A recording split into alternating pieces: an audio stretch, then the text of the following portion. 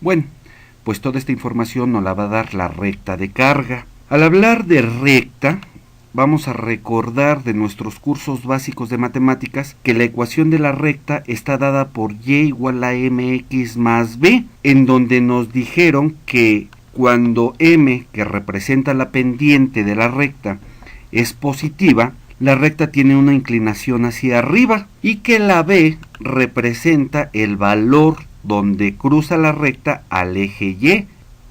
También nos enseñaron que cuando la pendiente es 0, pues la recta no tiene inclinación alguna, simplemente y es igual a una constante. Esa constante pues es b para todo valor de x. Y por otra parte también nos enseñaron que cuando la recta tiene pendiente negativa, pues es que va hacia abajo y también cruza al eje y en el valor b. Y aquí una consideración importante. Aquí recordemos que si nosotros quisiéramos determinar el valor por el cual la recta cruza al eje x, entonces cuando y era igual a 0, nosotros podíamos despejar de la fórmula a x y saber ese valor. Pareciera ser que dicho valor iba a ser negativo por el despeje tradicional de la fórmula. Sin embargo, como aquí la pendiente también es negativa, pues el negativo del numerador con el negativo del denominador pues se cancelan y simplemente nos iba a quedar x igual a b entre m. Muy bien, vamos a dejar la ecuación de la recta aquí para recordarla. Y todo parece indicar que existe una recta llamada recta de carga, en donde el transistor opera a pesar de todas las variaciones ya mencionadas. En este caso tenemos un circuito de emisor común y tenemos un plano. Ahora el eje Y es la corriente de colector y el eje X es el voltaje de colector emisor, en donde nosotros en videos anteriores ya descubrimos que por ahí pasan las curvas de operación del transistor y que son estas que se muestran en colores. Aquí vemos con claridad la región activa, la región de saturación y aunque no lo vemos, nosotros sabemos que aquí existe la región de corte. Muy bien, entonces nosotros nos podemos preguntar cómo será esa recta. Para ello vamos a inaugurar un nuevo concepto que le vamos a llamar polarización de base. Debido a que en la malla 1 no entra en juego la ganancia de corriente directa, entonces polarizamos la base, que significa establecer un valor fijo de la corriente de base. Por ejemplo, podemos determinar la corriente de base en la malla 1, que está establecida por esta fórmula que ya conocemos y que hoy le vamos a denominar ecuación número 1. Si sustituimos todos los valores aquí mostrados en esta fórmula, vamos a tener que la corriente de base es igual a 24.82 microamperes. Y con ello observen que si se reemplaza el transistor o hay variaciones de la temperatura o cualquier otra situación que altere la ganancia de corriente directa, la corriente de base va a permanecer constante bajo todas esas condiciones de operación. Muy bien, suponiendo un transistor con una ganancia de corriente directa de 100, nosotros con esto podemos determinar la corriente de colector, porque ya conocemos esta fórmula. Sustituyendo los valores tenemos que la corriente de colector para este circuito es de 2.48 miliamperes. Y con estos valores pues ya podemos determinar el voltaje colector emisor que se encuentra en la malla 2 y que está dado por la fórmula que vamos a denominar ecuación número 2. Si sustituimos todos los valores, obtenemos que el voltaje colector emisor es de 7.56 volts. Y con ello, fíjense, hemos encontrado un punto de la recta que andamos buscando. Si nosotros graficáramos esta corriente de colector versus este voltaje de colector emisor, tenemos el punto que le vamos a denominar Q. Observen que solamente tenemos un punto de la recta, pero aún no sabemos cómo es esa recta, no sabemos si esa recta es así o va para abajo, aún no lo sabemos. Pero recordemos esta ecuación. De nuestros cursos de matemáticas básicas nos enseñaron que cuando vemos que y es igual a algún valor que depende de los valores de X, pues nos enseñaron a decir que Y estaba en función de X. En nuestro caso, que Y es el eje IC y que X es el eje voltaje colector emisor, pues entonces tenemos que encontrar una ecuación en la cual la corriente de colector esté en función del voltaje colector emisor. Entonces, de la ecuación 2 podemos encontrar que la corriente de colector es igual a VCC menos VCE entre RC, y ahí con claridad se observa que la corriente de colector ya está en función del voltaje colector emisor. Si jugamos un poquito con esta fórmula, observamos que es lo mismo que esto, y si ordenamos un poquito los términos, este lo pasamos para acá y este otro lo pasamos para acá, finalmente vamos a tener que la corriente de colector es igual a esto. Y ahora quiero que observen la similitud que hay en esta ecuación con la ecuación general de la recta. Pues espero que estén observando que la pendiente en esta recta pues es negativa. Con esa información y con el punto Q que acabamos de determinar para este circuito, pues ya nos damos una idea muy clara que la recta va hacia abajo. ¿Por qué? Pues porque la pendiente es igual a este valor. Y con esto espero que estén observando que de inmediato se pueden obtener tres conclusiones importantísimas. La primera es, la pendiente es negativa, la recta va hacia abajo, y por lo tanto, como la pendiente es un recíproco de la resistencia de colector, pues entre más grande sea la resistencia de colector, la pendiente será menor, o sea más horizontal. Y entre más pequeña sea la resistencia de colector, pues la pendiente será mayor, o sea más vertical. Esto nos está diciendo que si tenemos la necesidad de diseñar un circuito, por ejemplo, con ciertas características de la pendiente de la recta de carga, pues basta con recordar este recíproco. Muy bien, ahora observemos el valor por donde la recta cruza al eje IC. Vean que ese valor es B. Entonces, quiere decir que en el valor voltaje colector entre resistencia colector, la recta cruza al eje IC. Y ese valor sucede cuando el transistor está saturado. Vean ustedes esta gráfica. A esa corriente la vamos a llamar corriente de saturación, nada más por ese hecho. ¿Por qué? Pues porque sucede en esa región. Y la tercera observación importante sería conocer el valor por la cual esa recta cruza al eje voltaje colector emisor. Sabemos que eso sucede cuando Y es igual a 0, en este caso cuando la corriente de colector es igual a 0. Vamos a limpiar un poquito esto. Y miren, cuando la corriente de colector es igual a 0, podemos despejar el voltaje colector emisor. Y nos queda de la siguiente manera. El término VCC entre RC lo paso del otro lado con signo negativo, y la pendiente, en este caso menos 1 entre RC, lo paso dividiendo. Observen que RC es la unidad y el signo negativo de VCC entre el signo negativo del 1 se cancelan, y simplemente nos queda que el voltaje colector emisor es igual a VCC. Y entonces, de forma análoga a la observación anterior, a este valor le vamos a llamar voltaje colector emisor de corte.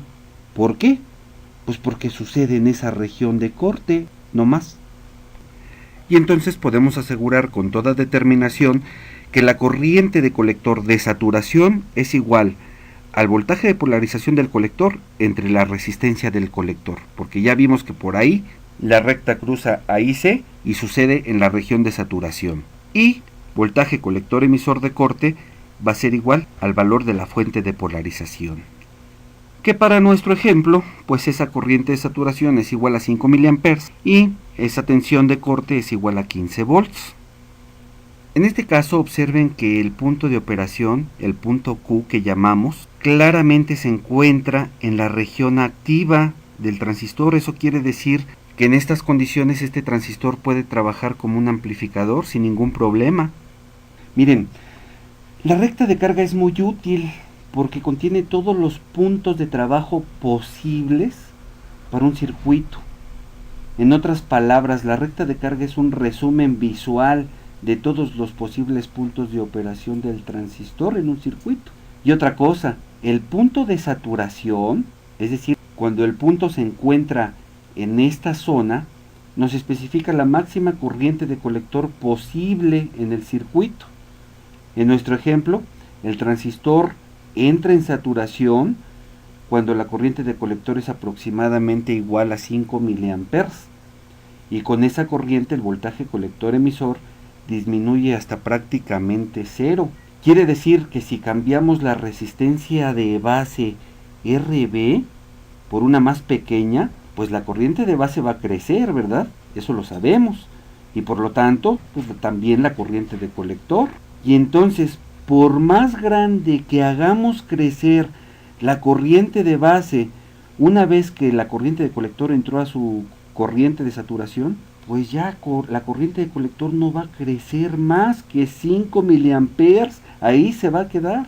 ¿Por qué? Pues porque el transistor ha llegado a su máxima corriente, a la corriente de saturación. Eso es muy importante.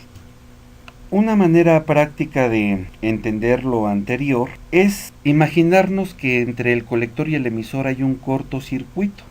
Si nosotros nos imaginamos ese cortocircuito, observamos que la corriente de saturación está dada por esta fórmula y no tendríamos ningún problema en recordar la ecuación de la recta y cómo llegamos a este valor. Y con esto podemos hacer un recordatorio, aunque no tiene que ver con lo que estamos viendo ahora, pero ese recordatorio que les quiero hacer mención es que la resistencia en un corto es igual a cero, eso lo sabemos de nuestros cursos de teoría de circuitos. Y por otro lado, para poder comprender en qué momento el voltaje colector emisor llega a la región de corte, pues podemos imaginar que el transistor es un circuito abierto. Si imaginamos eso, vemos con claridad que el voltaje entre colector y emisor pues es igual al valor de la fuente de colector. Y nuevamente recordemos que, insisto, aunque no tiene mucho que ver con el tema por el momento, pues que la resistencia en un circuito abierto es infinita. Estos dos recordatorios los estoy haciendo a propósito para lo que va a venir a continuación. Muy bien, con lo hasta ahora visto, nosotros podemos empezar a conjeturar y hacer algunos ejercicios para ver qué pasa con la recta de carga. Este circuito es el original que tenemos en las láminas anteriores, pero ¿cómo será la recta de carga si únicamente se aumenta la alimentación del colector a 30 volts? Vean que la subimos de 15 a 30 al doble. Ahora ustedes pueden calcular esa recta de carga y graficarla y ver cómo es respecto a la del circuito original. Aumenta su pendiente, disminuye su pendiente, tiene la misma pendiente, pero entonces ¿qué ocurre con la recta? Muy bien, hagan ese ejercicio. Y por otro lado también, ¿cómo será la recta de carga si únicamente se disminuye la resistencia de colector a 1 kilo ohm? ¿Qué pasará? Y también hagan el cálculo para saber cómo sería la recta de carga si ahora se aumenta la resistencia de colector a 5 kilo ohms. Espero que muchos de ustedes ya estén imaginando cómo son esas rectas, pero una forma de asegurarse de que lo aprendido se vuelve propio, pues es haciendo estos ejercicios y entonces así poder sacar sus propias conclusiones. ¿Qué pasa si aumentamos BCC, si la disminuimos? ¿Qué pasa si solamente aumentamos RC o la disminuimos? Y entonces podemos imaginar la cantidad de posibilidades que tenemos más adelante para poder diseñar circuitos con transistores. Muy bien, hasta ahora pues hemos hablado de la recta de carga y con esos valores de circuito encontramos ese punto de operación que se encuentra en la región activa y que este circuito puede funcionar como amplificador. Muy bien, pero nosotros empezamos este video diciendo que la ganancia de corriente directa varía y aseguramos que la corriente de base permanece constante. Idealmente en este caso, la corriente de base es de 24.82 microamperes. Pero ¿qué pasa si con las condiciones que hemos mencionado anteriormente, esta ganancia de corriente directa disminuye a la mitad? Vamos a suponer llega a un valor de 50. ¿Qué sucedería? Bueno, Yo espero que ustedes estén viendo que la corriente de base pues no le pasa nada. Si sustituimos estos valores en la ecuación de corriente de base, volvemos a tener pues 24.82 microamperes. Lo que sí cambia es la corriente de colector, porque esa sí está en función de esa beta, y nos daría un nuevo valor de IC, que sería de 1.24 miliamperes, y por lo tanto, si sustituimos ese valor en la ecuación del voltaje colector emisor, vamos a tener un nuevo valor de colector emisor, que en este caso es de 11.2 volts. Y aquí nos detenemos un poquito, porque quiero que observen que cuando la beta cambia su valor, encontramos nuevos valores de IC y BCE, y el punto de operación que teníamos anteriormente cambia su posición. Sin embargo, este punto, pues ahí a ojo de buen cubero se ve que sigue trabajando en la región activa. Ahora supongamos qué pasa si la ganancia de corriente directa, en lugar de disminuir, aumenta. Por ejemplo, si el transistor aumentara su temperatura, ¿verdad? ¿Qué pasará? Bueno, pues vamos a suponer entonces ahora una beta de 150, y nuevamente observen que la corriente de base sigue sin sufrir cambios, pero ahora tenemos una nueva corriente de colector de 3.72 miliamperes y un voltaje colector emisor de 3.82 volts. Quiere decir que ante esas variaciones de la ganancia de corriente directa, el punto de operación pues anda bailando por ahí en la misma trayectoria de la recta. Sin embargo, sigue estando en la región activa del transistor, por lo cual este diseño, pues aproximadamente con esas condiciones de beta, podemos asegurar que pues sí funciona para un amplificador. ¿Por qué? Porque el punto de operación se mueve en la región activa. Entonces, los 3 puntos Q que vimos hoy ilustran la sensibilidad del punto de trabajo de un transistor con polarización de base respecto a las variaciones de la ganancia de corriente directa. Y vimos que con estas condiciones las variaciones de ganancia de corriente directa pues no nos afectan, porque el transistor sigue trabajando en su zona activa. Si las variaciones de la beta fueran mucho mayores, el punto de trabajo podría fácilmente llegar a la saturación o a la región de corte. En este caso, pues este circuito amplificador dejaría de ser útil, ya que dejaría de funcionar en la región activa. Y entonces mejor aprovechar este circuito como un circuito de conmutación, porque ya sabemos que los circuitos de conmutación son útiles cuando su punto de operación se encuentra o en la región de saturación o en la región de corte. Muy bien. Considero que con toda esta información aprendida hasta el momento podemos estar listos para poder diseñar nuestro primer circuito. Pero eso lo vamos a ver en el siguiente video, así que no te lo pierdas. Y ojalá esta información presentada aquí pues te sea de utilidad para la rama que te encuentres estudiando. Hasta pronto.